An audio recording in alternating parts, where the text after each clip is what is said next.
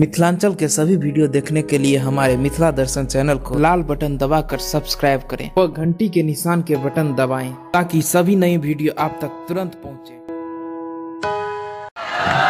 कोई भी शुभ काम शुरू होने से पहले माता का गाना गाया जाता है।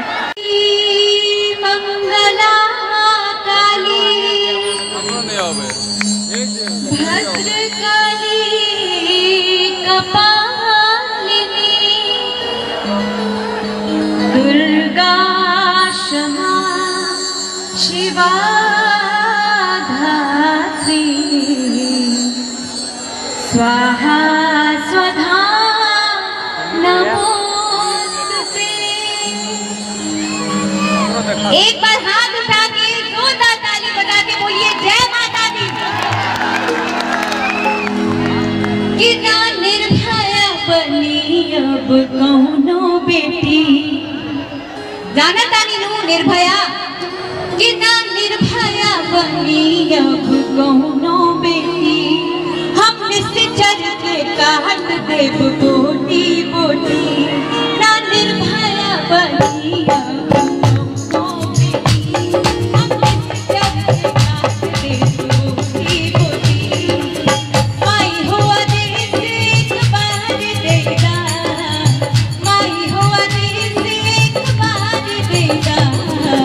बेटी की जान बचावे के खातिर हमरा के अपन दरबार देगा। माई हमरा के अपन दरबार देगा।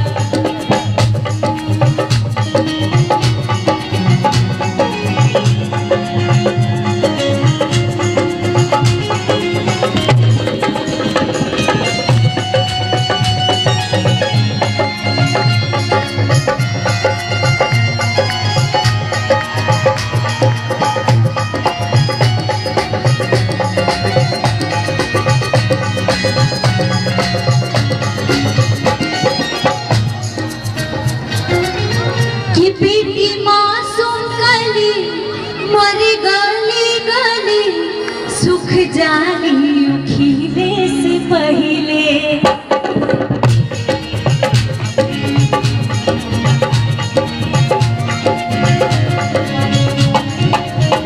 बेटी मासूम कली मर गली गली सुख जाली खिले से पहले। कबो गल के मारे कबो जल के मारे कबो मारे जन्मे से पहले।